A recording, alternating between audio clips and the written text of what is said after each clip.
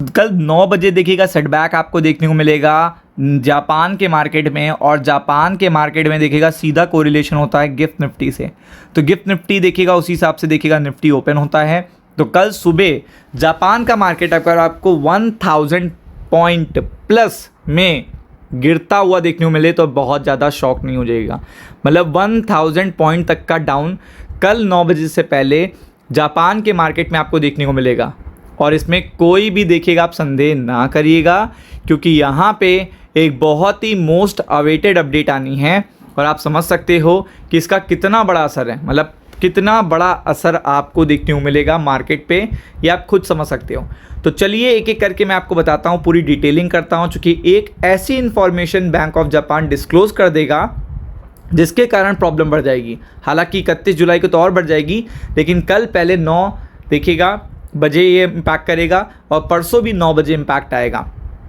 तो देखते हैं पहले क्या चीज़ है। तो सबसे पहली बड़ी चीज़ है बैंक ऑफ जापान की मॉनेटरी पॉलिसी। अब आपको पता है कि सभी देशों को पता है कि उनका इन्फ्लेशन बढ़ रहा है, लेकिन जापान इस चीज़ के लिए बहुत ज़्यादा सतर्क रहता है। मतलब कुछ कंट्रीज़ हैं जो कम सतर्क रहती हैं, कुछ होती हैं जो ओवर एक्साइटेड रहती हैं ऐसे पर्टिकुलर सिचुएशन के लिए, जिसमें यूरोप आता है, यूएस आता है, जापान आता है। ये सब क्या होता है कि 2% का ही टारगेट चाहिए, इन्फ्लेशन कम चाहिए, इकोनॉमिकल डिमांड ज़्यादा चाहिए, जीडीपी ग्रोथ ज़्यादा चाहिए। लेकिन आपको पता है कि ऐसा बैंक ऑफ जापान के लिए पॉसिबल कर पाना डिफ़िकल्ट हो रहा है। दैट्स वाई जापान ने जो पिछले 30 साल में नहीं किया, ऐसा उसने पहली बार किया कि पहले 0.25 का, फिर 0.25 का, फिर 0.25 का, और फिर 0.25 के 4 रेट हाइक कर दिए। और ये 30 सालों में नहीं हुआ है। और जब जब जापान देखेगा, जब भी देखेगा रेट हाइक करता है अपनी मॉनेटरी पॉलिसी में, तो तुरंत सारे वर्ल्ड के मार्केट गिरते हैं, क्योंकि सबने जापान से लोन ले रखा है। जब उन्होंने लोन लिया था तब जापान में कोई इंटरेस्ट रेट नहीं था पिछले 30 सालों में, और अब देखेगा जब ये इतने तेज़ी से इंटरेस्ट रेट बढ़ते जा रहे हैं तो आप समझ सकते हैं कि सभी के लिए प्रॉब्लम क्रिएट हो रही है।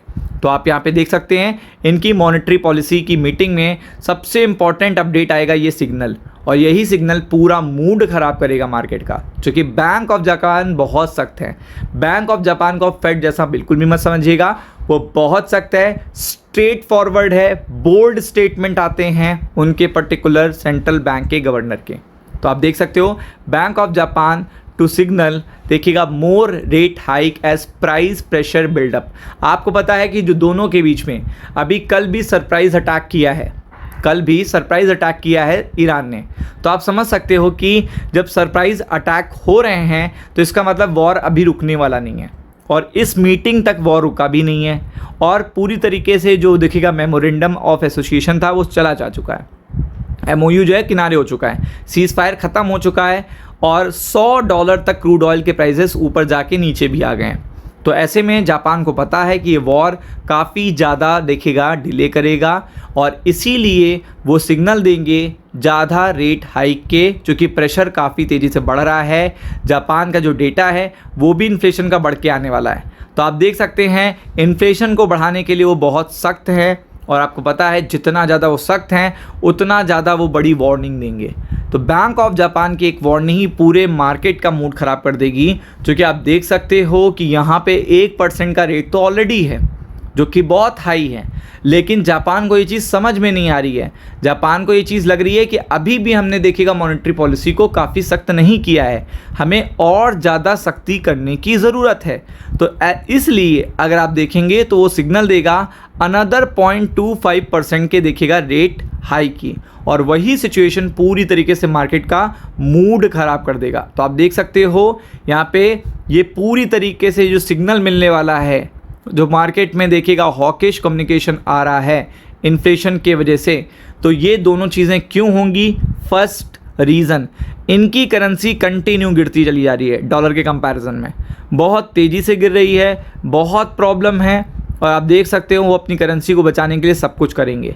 मतलब इसमें तो आप डाउट ना करिए कि वो अपनी करेंसी को बचाने के लिए कुछ नहीं करेंगे, क्योंकि डॉलर कल भी देखिएगा पिछले 6 महीने का हाई लगा चुका है कल।